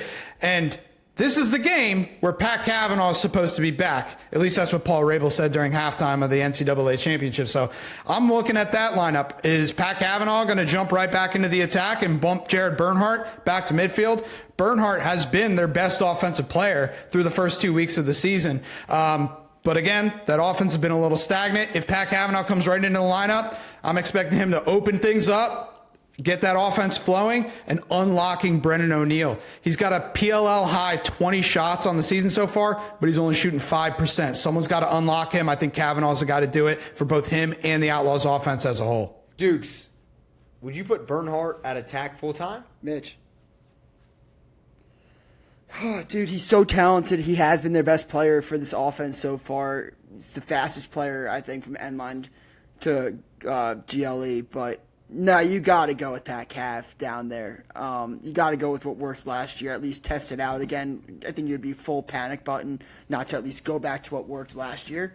Again, the fluidity between having Bernhardt going from up top to being able to go down to attack is awesome. But, we saw Pat Cav also come out of the box with the Cannons. He did not like it. He was not comfortable. We were ripping apart the decision. And, hey, when we're on the topic right now, I mean, if Asher Knowlton never starts a game for the Cannons ever again, is that the worst trade in PLL history? Seriously. What, one season without him and he's already out of your lineup for a guy from St. John's that nobody knew his name until, Hoagie did a broadcast this year for St. John's Lacrosse? Seriously. And no disrespect to Brian Kelly, but, you can't be a PLL MVP and then all of a sudden you're getting benched for Brian Kelly. So I love Asher, friend of the program. I don't think his career is over in any regard. But, yeah, that was just something I wanted to touch on. But, no, you got to put Bernhardt out of the box. He's the best athlete in the PLL In the league, until Matt Jeffrey 100%. gets here. Best athlete. Hoagie and I saw him play live at Ohio State. That guy, I think, could jump over the net. He's so athletic. But on the other side of the ball, Dude, you guys played against him, but you're saying we watched him. It's so funny. Hate to say it. I watched Point him. the I thumb. watched him. You guys played against him. We just had a better seat to watch him. But on the other side of the ball, the Atlas struggled against the Whip Snakes in Rhode Island, scoring just six points. Hoagie, what does New York have to do differently this week? I don't think they have to do anything differently this week. I think they just need to play their game. This, to me, felt like a classic flush-it game. This is a game, to me, look, nothing went right. Guys, offense wasn't clicking. Got to give credit to the Whip Snakes. They need a great plan, masterclass. Aiden Carroll was amazing. They defended all the Atlas weapons perfectly. Emmett Carroll in net had a career day. He was amazing to me. This is just kind of one of those games. Nothing went your way. You throw it out. we're going to be talking about this in 2 months at the end of the season, getting into playoffs. We're going to forget that game even happened, in my opinion. They're going to get their full guys back this week, full roster, Trevor Baptiste and all those guys. So to me, this is a classic flush a game, move on. You've had 2 weeks since that last game to kind of reset and move on. I'm not worried at all. I think business as usual with the Atlas team. Everybody, Hoagie, you breaking news here? Are you sure Jeff Teat's going to be back? Goldfish mentality. Yeah, maybe I'm wrong. Maybe T won't be back. I don't know. I honestly don't know yet. I assume T would be back. I'm hoping all of the guys are back now. Well, if he's not back, I think Connor Schellenberger needs to start playing like the MVP that he is. I know he's capable of it, but he's got to put the ball in the back of the net. He's got 1 goal on 6 shots through 2 games. He's got to shoot the ball more. I said that. That was my biggest criticism of him last year is he doesn't shoot the ball very much. Just racks up a ton of points, gets a lot of assists. That helps when you have Jeff Teat on the other side, but when your full roster isn't there and you're not getting all the extra possessions, your best player's got to be putting the ball in the back of the net, and you got an MVP. He's got to play like it. Is it a Palumbo-Kabiri thing? Teat and Shelley? I mean... Does it open it up when you guard one, you take the other? Yeah, I have another perspective to this besides Connor Schellenberger playing MVP form. Who was the offensive coordinator for the Atlas last year? Kevin Cuse this year. This year. Weird. And we just talked about in 2024, kind of broke UVA. So all I'm saying is Kevin Cuse is entering another team that's a championship material, championship caliber, and all of a sudden you're seeing this dynamite offense break. I'm not... Look, all I know is you want to hear about Cuse. Dude, you're just stating the facts. This is real facts. Factual Long people Island. Are like people nice are guy. like you hate and Kevin Cuse, Long Island's finest, but like people are like you hate Cuse. No, I'm just He's Long Island facts. guy. He is. That's right. Mitch, what are you gonna say? You gotta state the truth, and the truth is that's the fact. Look, you if they win a state the championship, truth I'll and point you don't lie. We call that truth and love. I will say, too, I think I'm very interested to see, though, throughout the summer with the Atlas, given the fact that Cuse was named the head coach at Virginia, and now he's the offensive coordinator with the Atlas. I agree. I don't think you we've can be seen the this in head college coach. No disrespect, you cannot be the head coach of the University of Virginia and coaching the PLL. That has got to be your full-time gig. It cannot happen at a program like that. I totally agree, and I think it's a disservice to the professional athletes out there if he's not giving them their all. There's a service to both. I think Virginia too. I think Mike Pressler should just cut the cord now. Doogs, you ever thought about throwing your hat into the ring about being a coach for the Premier Lacrosse League? Dude, I would love to be 2 things in the PLL that I'd love to throw my hat in the ring for. 1, GM. I think I'd win a championship as a GM in less than 25 years. And I think 2... GM Joe Spalina Doogs going at it for GM of the year. Dude, I would fucking love to put that guy in a blender in the trade in the war room. Joe, look, friend of the program, Joe. We know you're watching too. Trader Joe, we should get him. We should do like a trade generator with him. We'd be like, would you accept this trade? We should start doing that, like a little draft show. That'd be amazing. We got to get him on. What would you like to be, Mitch? If you guys all had one thing that you could be in the PLL, player, coach, GM, agent, anything, what would it be? Player. Probably R.J. Kaminsky. Oh, dude. That's wild. Paul Rabel the owner, Paul Rabel the player, or Paul Rabel the That should be our start bench cut. I would like to literally be our start bench cut. Paul's really good at broadcasting, man. Like he was talking during the NCAA tournament. He's so well spoken. I know people like hate that, like people get so mad about seeing his face and talking about the sport. It's like, well, I like someone that's eloquent, one of the best players in the game, that knows more about the professional and college ranks than like anybody. So like I like listening to him talk. I don't think that should be a hot take. I completely agree. Yeah, completely agree. 100%. Joey Spalina, on the other hand, is making his debut, like I mentioned, Maryland's homecoming this weekend. He'll actually be going head-to-head against both teams that actually passed up on him in the draft. Dukes, let's go back to you. Joey will obviously make his PLL debut alongside another Long Island guy, Rob Pennell, who he's obviously known since the growing-up days on the sidelines of the Long Island Lizards. How do you think those two will fit alongside each other in the Whips offense? How will they fit? Well, when you have 2 magnets that are both negatives and you try to get them together, do they fit? No. Ohio State education. I think that Joey's going to have to, legit, it's going to be like Luke Skywalker killing Darth Vader. Like, it's going to be like, Like, Rob's, I don't think that they're going to be able to coexist in the same offense, sadly. I think they'll try to make it work at first, but I think Joey is the guy. He's going to have to give him the keys to the offense. It depends on what kind of player Joey, like, they want to have Joey be. Do they want to have him be off ball next to Rob? Do they want to have him to be the quarterback? If I'm Stags, I'm making Joey the quarterback of that offense and giving him the keys to go from day one. I don't know if they'll do that this weekend, just given the amount of practices and everything that they have, and that he's been playing with Syracuse and Rob's had training camps and everything with this roster. But I think you got to give Joey the keys to this offense and just let him figure it out on the fly. You'd start him from attack right away? First game? Right 100%. away. I don't think this is like, it's not like the Water Dogs last year where the offense was pumping or like, even, this is probably my hottest take, I would almost bump TJ Malone out. Bump TJ Malone out? What? Yeah. What? Yeah. And keep Rambo at attack? No. Frick, I always forgot that Aiden Carroll's coming out of the box, yeah. No, I would not put Rambo at attack. I was thinking Aiden Carroll. Okay, yeah, no, I agree with you. If Aiden Carroll was playing attack, I'd probably keep him there, but yeah, Aiden Carroll's balling. I actually think it could work out. Like, Joey Spallina would look different than he would at Syracuse. Like, he wouldn't be the ball-dominant X-attack. That's Rob Pennell, at least for now. But, yeah, you got him, Rob Pennell, and then TJ Malone being your primary lefty dodger, and then Spallina kind of occupying that third space off ball, which I know he can do. It's a little different than what he primarily did at Syracuse, but I actually could see him fitting in well that way to start. That's what eventually he was going to want to be that quarterback. Yes, that's exactly what I was trying to talk. It's like what kind of which I think is the biggest compliment to Joey is the amount of different roles he can play within your offense, right? And he can be that off-ball or on-ball threat, but it's just what Stags wants. And I personally think that when you're drafting a player of Joey's caliber, you want him to be the quarterback of your offense. I don't know. I think I probably trust him as the guy more than Rob Pennell at this point. Maybe it's too high. I don't know if I trust him right out of the gates day one. I know. I think I might have too high expectations for him. Possibly.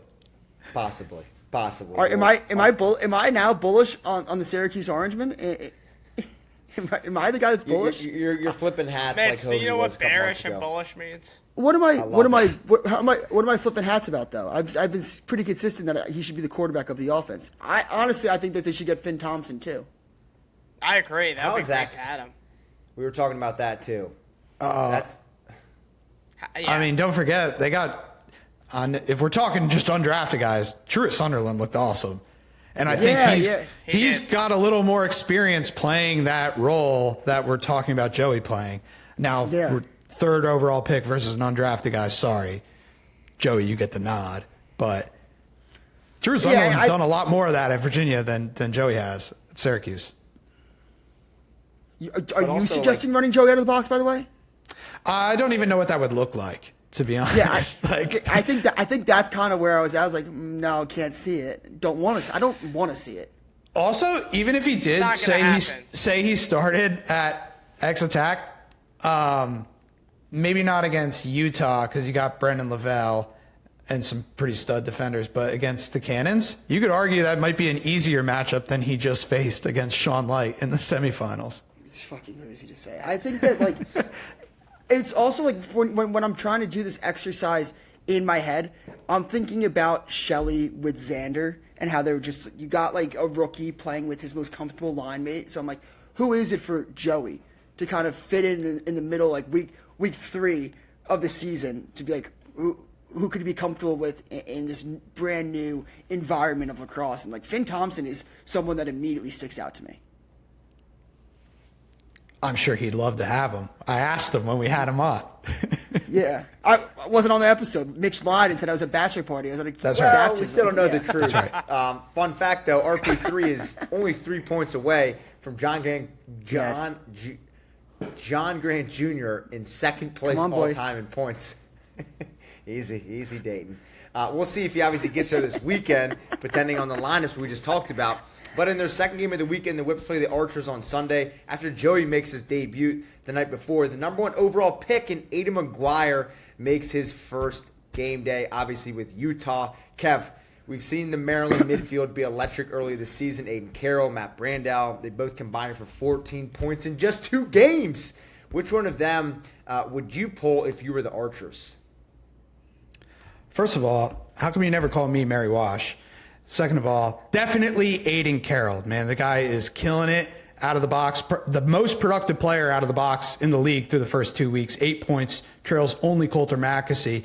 But when we talk about those short stick defensive midfielders for the Archers, I don't know if him getting the pull is an advantage or a disadvantage, to be honest, because I don't really know who's going to play LSM, Mitchell Dunham or Cam Wires. Like, would you rather be dodging against them, or would you rather be dodging against Aiden McGuire or Bo Pedersen, who's, a man-child? So I don't know. I'm actually curious because Matt Brandow and Aiden Carroll, that's like a devastating duo coming out of the box. So I love that we're going to see these 4 short stick defensive midfielder lineup right out of the box against one of the best teams in their midfield. So good matchup to start for this new look Archers.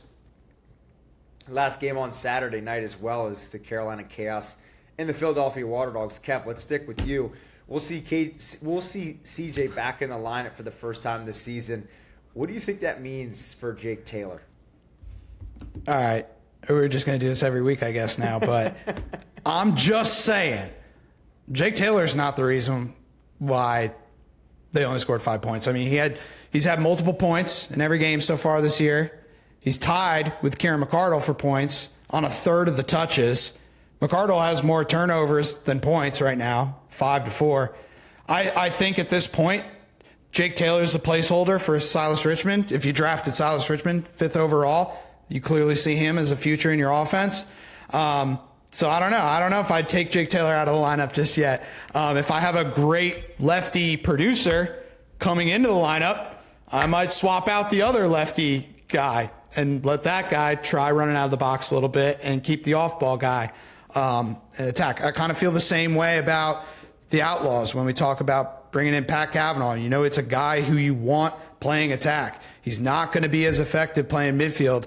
You might as well get Jared Bernhardt playing midfield where you're not getting any production. Like, the shakiness for the Water Dogs has always been their midfield. It's up and down. Looked great in the first game, didn't look good in the second game.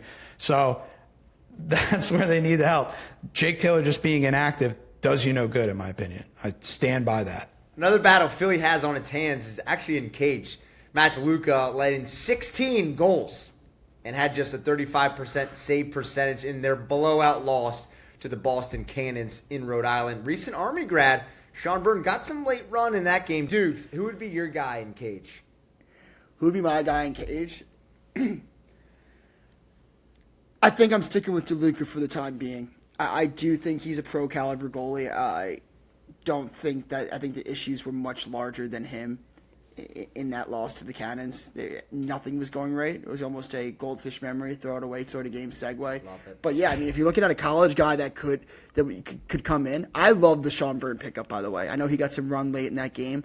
I do think that he's one of the best goalies in the country from the college ranks this year. But yeah, how could you not watch this weekend of lacrosse, see Ryan Croddick, and not be questioning to yourself how this guy's not on a PLL roster? Could he help a team immediately? I think there's a lot of really good goalies, obviously, in the PLL and in the world, and sometimes they don't make rosters. With Ryan Croddick, the one advantage is, I know last episode when you weren't on, Mitch, we were talking about these players like Coulter Mackesy. When everyone talks about the NCAA players that come in year one when they have the stick in their hand every day and they kind of explode, the really good players that really care about their craft make that year 2 leap. We see it with Aiden Carroll.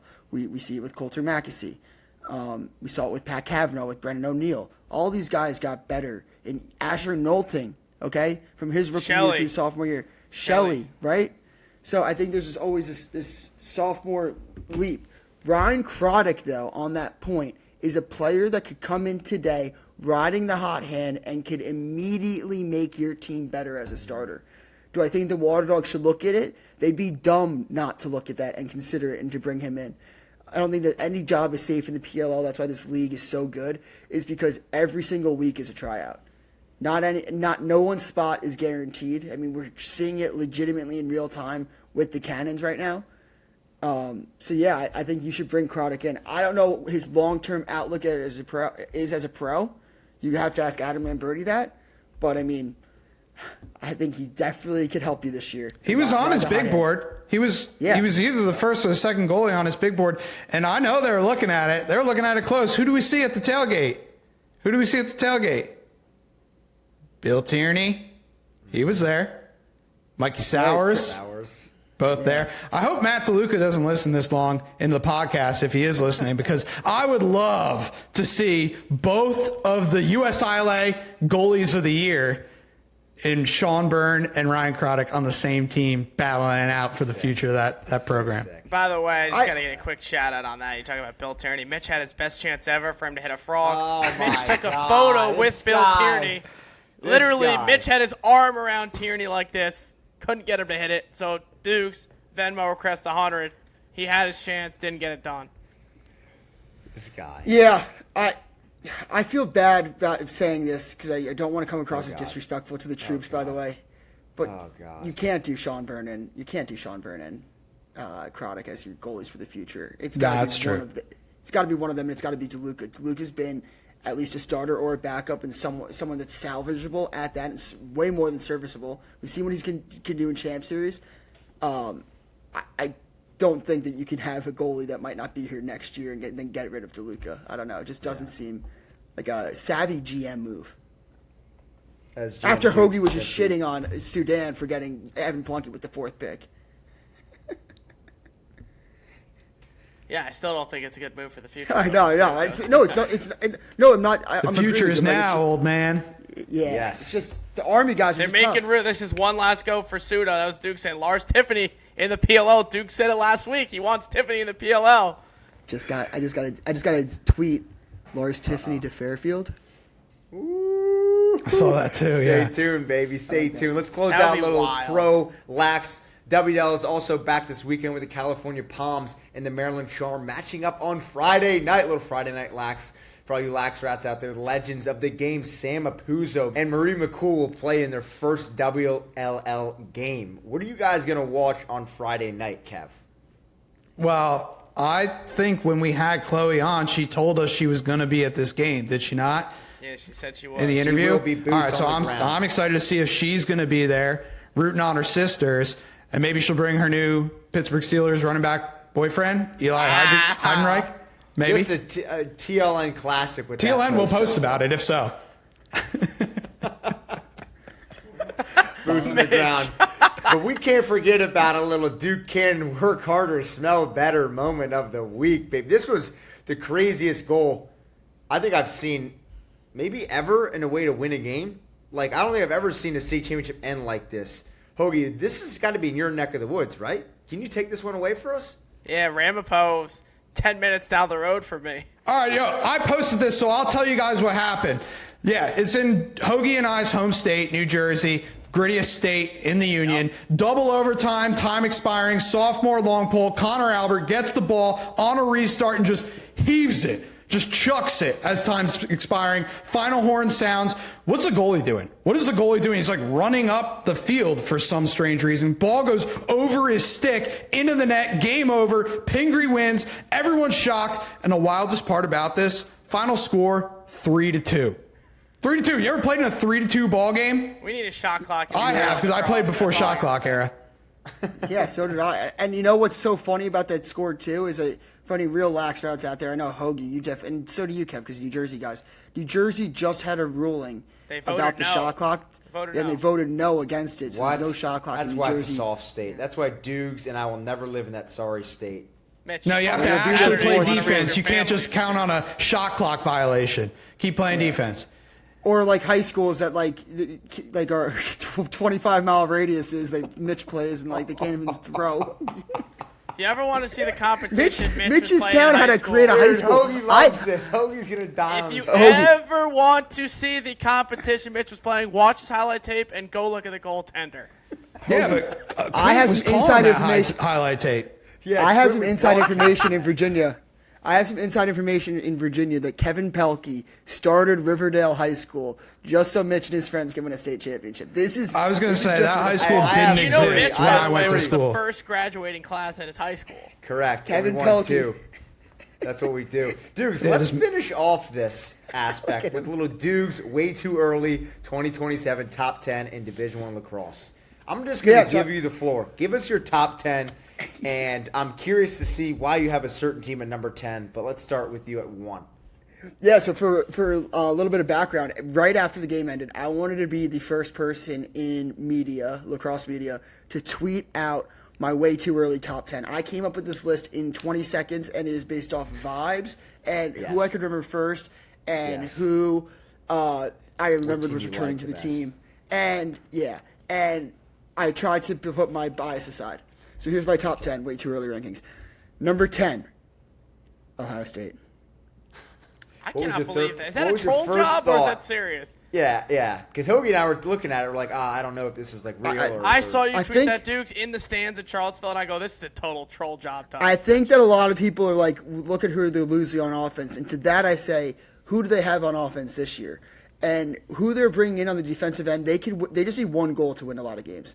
Big Tasty, Ivanchik, Pisano, BVB coming back. Like, I seriously think that this defense is going to be a weapon again. Number 9, Hopkins. I know that they lose the Ohio State kid, Orange Linus, but just who they have on the offensive side and losing Collison. Yeah, I think that there's enough to return on that offensive side to be excited about. Number 8, Maryland. Why? Literally no reason. It's just Maryland, and it felt right. Number 7, Yale, which I think some people might think is too low given how we talked about their youth this year and who they have coming back. Number 6, I got Duke. They basically returned everybody. Cal Gerard, back. Buck Cunningham, freshman, back. Ben Johnston, who Adam Lamberti has as a potential top 2 pick next year. Max Sloat, Charlie Johnson. I know they lose Aiden McGuire, who's arguably one of the best short stick team middies of all time, but sneaky, Duke reloads in the short stick team midi room. They always have the talent to come back. They always have those offensive middies that transition to the defensive end. So I think that you're not going to replace Aiden McGuire in this lifetime, but they'll have enough to potentially make another run at the Final Four. Scaletti, number 5, I love Scaletti too. Scaletti, yep. Number 5, Cornell. I think that Cornell with Firth and Goldstein, how can you not? And then like me and Hoagie found out, Cascadon's back at the face-off X. Huge. Wow. Huge. Yeah, massive. So, yeah. Number 4, That's Kev's Princeton. 2027 player, by the way. Silas Richmond. William Firth is A little different. Everyone should know Willem Firth. He's a Tewaaraton finalist. No, I know, but I feel like that's your guy heading into next year. Yeah, he is. Please. I pick one Canadian a year.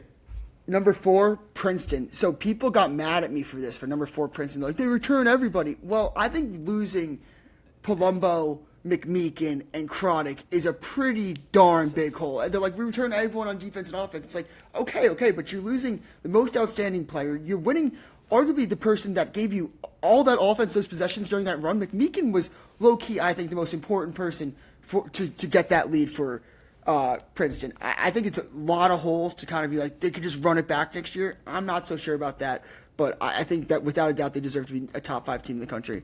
Number 3, Virginia. We found out who the head coach is today. I think there's too much talent to say, well, what about the coach? Well, what about you shouldn't have fired your coach if you don't want these expectations that we know what this team can be. They just won the ACC. Right now, talent-wise on the field, they're the number 3 team in the country, but big question marks, obviously. Number 2, Notre Dame. I know they lose Yago, but that's a team that returns so much. Richard Deli, both face-off guys. You got Luke Miller. You got Matt Jeffrey, Faison, the Schwitzenberger, Sean Light. It's disgusting how much they return. And it just, again, don't rebuild, reload. So Notre Dame is just going to be one of those teams that you can just keep in the top 5. And then number 1, my preseason number 1 is UNC. I just think that when you talk about like who they lose, I think the only person off the top of the head that they lose is like Ty English. All those freshman midfielders, Owen Duffy, Dom Petramala, Wilson. So UNC is my number 1. Did I forget anybody? Yeah, you forgot a big one. Who? Penn State. Where's Yeah, Penn State? Hoagie's national champions. Where's Penn State? So for anyone that's asking, what about Penn State? They would be on this list, but again, this is the way too early top 10 rankings that I made, and I forgot. Way too early. I was so early that I only had 20 seconds to think of the amount of teams that I could. So, like I said, the number 10 team, Ohio State, they're out. Oh, God. Penn State, I'm slotting in at the 4. And we're also talking about heading into next year, so February, when they lose to like Villanova and Navy, so. Criminal. Oh, Penn State? Penn State's won a championship weekend. Okay, Kev, I got a good one Book for that you right then. now. Are you calling Penn State the new Duke? I'm not so sure what's the connection there. Help me get there. February Duke, how they used to always lose. Yeah, maybe. I see it. I can see it. I don't know if that's like a regular thing that Penn State would do. I mean, actually, they lost to Colgate a couple years ago. That's right. Yeah. I don't know. I still think of it more with Duke than I do Penn State. Well, you didn't Yeah, have to I this still year 'cause think they it's- played nobody. But this is what I said throughout the whole year with Duke that I still think is very funny, is that we always talked about February Duke, how do you lose this game? Then they didn't lose any of these games, but we're like, oh, you guys suck. Like, we still don't care. I also think like those Duke teams that came from a different set of standards, because you're thinking Danowski, national championships, like people like don't, it's not as surprising, I guess, when Penn State loses that game early in the year. People aren't like mind blown by it. That would be my thought. But yeah, so I didn't see the connection right away. Start bench cut. Oh, we're bringing back So back. an old game. Wow, I back. missed Star Bench So Cut. back. Thank you for bringing So it back, Mitch. I back, appreciate you. baby. I got an interesting one. I don't know if we've ever done something like this before. We're gonna do awards. Okay? Start bench cut. The Tewaaraton Award. The NCAA Tournament Most Outstanding Player Award. And the USILA Player of the Year Award. Kevin, we'll go seniority first. Boiler, Thanks. Please hit us off. I'm going to start the Tewaaraton Award. It's the Heisman of lacrosse, the one everyone remembers. Dude, you know that? I'm going to bench the NCAA Tournament Most Outstanding Player Award. Yes, you're key to getting your team to win the championship, but if I asked you guys to name the last 5 most outstanding players or last 10 most outstanding players, you wouldn't remember them as well as you could the Tewaaraton Award. It's just true. And then lastly, I'd cut the USILA Player of the Year Award. Is cool when it's sometimes different. They're a little like weirder. Like Ajax Zapatello won it a couple years ago. This year it was Aiden McGuire. Like guys who weren't even Tewaaraton finalists who are named best player in the country. So to me, it's a little out there and a little weird, and obviously not as celebrated as much. So that's the most forgettable of them. But there we go. That's my start bench cut. Hoagie? I'm starting the NCAA Tournament Most Outstanding Player Award. You know why? Because Matt Madeline said it after the game.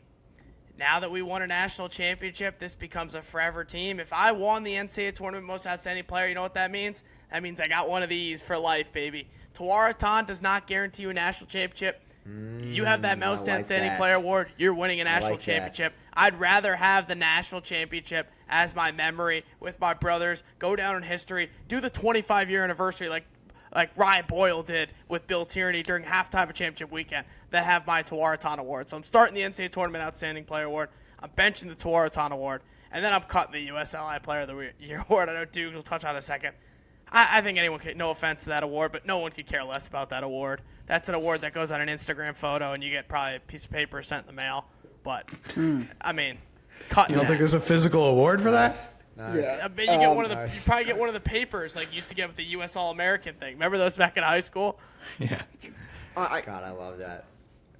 Does it matter what I start and bench? I'm cutting that. I don't even know the name of the award. I learned it today when Zach Harry was like, "Do you guys want to do this?" And I was like, "What the hell is that?" If I won that, I'd be like fishing. Like if I got an email like you won this, I'd be like, report for phishing. This award does not exist. Report for scam. But I do think out of the two, I'd start most outstanding player. Yeah, Tewaaraton is obviously sick and the most prestigious award in lacrosse, but I do think it's very cool to be like that the most outstanding player doesn't always go to the best player. It's the person that stepped up to the occasion. And I think it's fun. Like how Kev said, the point of like you might not be able to know the last 10 guys. It's like, yeah, but those guys are remembered by that team and be like, yo, do you remember when he had 11 goals in a 2-game stretch when like our best player got shut out. Like Ben Reeves, like Gaudette, like Ben Reeves, like didn't win for Yale, but Matt Gaudette did. And I just love those stories of what happens. Like Ryan Craddock to me cemented himself as a legend this weekend. Princeton legend. Yep. That gave me the chills. We'll tell our kids about Ryan Craddock. Like I one of my first takes that I really stood on this season was like, Princeton's good, but how many times is Ryan Craddock going to have a 20-plus save game? You called it after UNC, Doogs. You called it after UNC. I was like, these games don't happen. These games don't, like, he won't have another game like this year. For him to do that game again against the other rival on the other side of that rivalry on the biggest and do it in the biggest stage, it's unbelievable. Like, I will tell my kids about that. So, yeah, that's it. Gosh. I hope Mitch, I'm not even doing? going to go. I'm going to exactly. You persuaded me. I was going to be on Kev's route with the Tewaaraton being first, but tournament most outstanding player, that means you got a ring. That's what it's all about. So I'm riding your wave. Totally. Let's wrap up this episode by bringing Ohio State kids dreaming about that ring. God, I can't wait till we win. The only ring Hogan Mitch and I and talked I about it. are Hogan and I talked about it. wedding engagement ring here to our Hogan wives. and I did talk about it on site. We can't wait till the Buckeyes are in the Final Four. Oh my God! I said first thing I said to Mitch is like, I can't wait till Ohio State gets here and we can go to these tailgates before championship weekend. Oh my God! It's already Christmas when I go every year. It's gonna be Christmas when I was 5 times 10 if the Buckeyes make it. Love it. AP, let's see the head. Tiffany. Let's see the beard. And let's know a ball knower question. Oh there my! He is. There he is. There he is, baby. Shining, glistening. Let's see it. Got to go off mute for us. I'm answering this one fast. Paul Rabel. Lighting's a little Tillman weird. Johnson. I'm in the rental. For the people at home, if you're wondering why Mitch sounds the way he does, it's because we're recording at 10:57 p.m. Yes. on a Tuesday for you. Don't give him any flack. He's a good guy. He just is having a hard night. He's got your back, Mitch. Appreciate Also, that. I needed that. I have a ball knower. You guys ready? Need it. Wait, hold on. Yeah. We haven't heard the standings in a while. Do we have those by chance? Doogs and I are tied at the top. You're not winning. That's correct. Doogs is the most recent winner. Mitchell, you're Okay. at 2. Hoagie is at 3. Okay. All right. I think everyone's So, the last two, Mitch, just for keeping track at home. here's the question. On Sunday, Chloe Humphrey won the NCAA tournament's Kenzie Kent. She became the first player to win that award while losing since Kenzie Kent at Boston College. Who is the last player to do that on the men's side? What was the question? Yeah, you. Who went is the out. last player on the men's side to win most outstanding player of the tournament and not win the championship? Sergio Parkovic. Westberg. Trevor Baptiste, T.D. Erlin. Logan McNaney. Matt Rambo. Want a hint? It's 2 years. Yes, please. Played at Notre Dame. Brendan Fowler. Matt Landis. Matt Kavanaugh. Scotty Rogers. Bingo! Oh my God. Good job, Doogs. Little Man, he's dream 1 for dude. 20, but he puts up shots. Let you tell you, he gets pucks on net. Hoagie, can you clown him? He's I'm like updating playing the my role, scoreboard. You are in saying first place. every MLL team. God, Yeah. I love it. See, I don't know how I feel about That's I don't good. like just like the rattling off names, you know. But I guess that's how the game goes. I respect it. What did you want me to do? Yeah, No, like, no, not I everybody don't mind knows it the more- first plastic STX lacrosse head, the STX Sam 1970. Okay, it's easy. I mean, that was Comes Make-A-Wish naturally. Mitch and a merchant. Oh, guys, don't forget about fantasy this weekend. Play fantasy for PLL. Oh, We yeah. got to set Yes. lineups, boys. We'll What a be active. guy. What a Join guy. What a our guy. league. It's on the screen right now. Join our league, see our picks, and we will see you guys next week. Peace.